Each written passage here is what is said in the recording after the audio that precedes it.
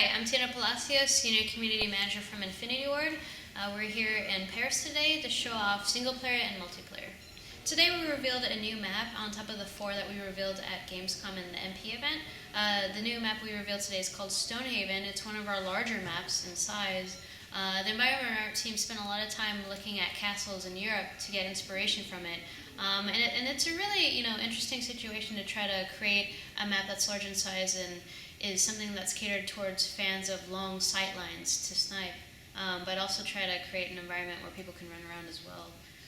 Honestly, the map began with just a wide open field, and then we've added things from there. And we always knew it was by the ocean, so we play tested the map for a very long time to see what was the sufficient amount of cover, what type of environment it was in, and it kind of evolved naturally. It wasn't something that we set out from the very beginning, but I'm happy with the way it turned out. Squads is a new mode in our game. It's independent from single player and multiplayer in the sense that it's a standalone thing that you can participate in. Because we're asking fans to customize up to 10 different soldiers, and it's going to take a while and people are going to put in a lot of effort, we thought that it would be best to have a game mode that was specifically taking advantage of the fact that you have so many of these soldiers. So in squads, you can pick up to 6 of your favorites and essentially create a squad out of them. And then you can participate in various game modes that we have available in squads. You can play with bots by yourself and sort of learn more about multiplayer. And you can also play against waves of enemies. You can play with yourself and your friends' squads. The rest of your squad acting as your partners, but they're AI. And the cool thing about that is when we were crafting squads, we wanted the personalities of your soldiers to change based on what you have equipped for them. So when you see someone with a sniper rifle, chances are they're going to be sitting in a corner, get off a shot, run to another corner, and you're going to see that a lot in the game. But on top of that, we didn't want to create a mode where if you were playing with your soldiers, you weren't really going to gain anything out of that.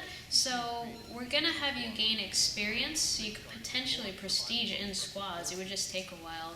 The way we wanted to balance it out is you earn more in multiplayer and not as much in squads. We also have this new concept where if you set up a squad when you're not playing to protect a map, people online can challenge you while you're at home or at work against your team to see if they can defend that map or not. And you'll gain experience while you're not playing the game, so that's something that's kind of cool.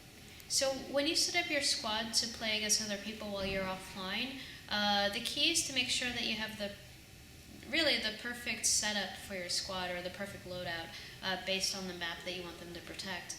You can't just have all guys running around knifing because that probably won't work. So it takes a strategy. I think that's one of the new elements that I think people are going to be really attracted to. So in Call of Duty Ghosts, you have up to 10 different soldiers that you can customize at any time. And within that, you just choose 6 for squads, 6 of your favorites actually. So if at any time you want to swap them out with the 4 others that you have, you can do so.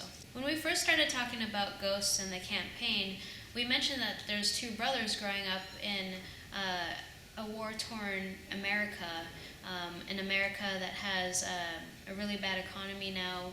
The government's in disarray. There's hardly a military left. Resources are very scarce. But we never really explained how that happened or why. But today we revealed why and how that happened.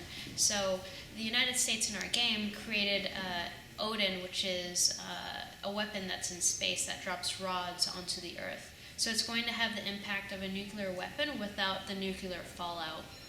And in our story, America feels very safe because of it.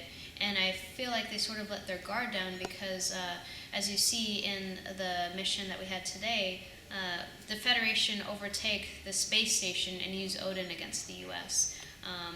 And our main characters, Hesh and Logan, experience this in the beginning of the game, and then we fast forward 10 years later, they've grown up in this new world, and you can see how much it's changed them.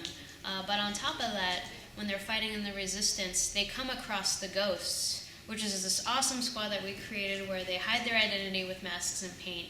And they're an elite group of soldiers that's fighting off the Federation in very small numbers versus a large military force. And so in our story, people don't really believe that the ghosts are real. They're sort of more like a legend because no one knows what they look like or what they've necessarily done because they do it in a stealth-like manner. But when you come across the ghosts, you get to join them and learn more about them and participate in that. And I think people are going to have a lot of fun. When we were coming up with multiplayer and we knew that we wanted our players to have more control over their soldiers more than ever before, we knew that we wanted to have them customize the way they look. So it was only natural that we added women into the game as well. And funny enough, we had requests over a year ago to add women into the game, so I'm really happy that we did it because I'm going to play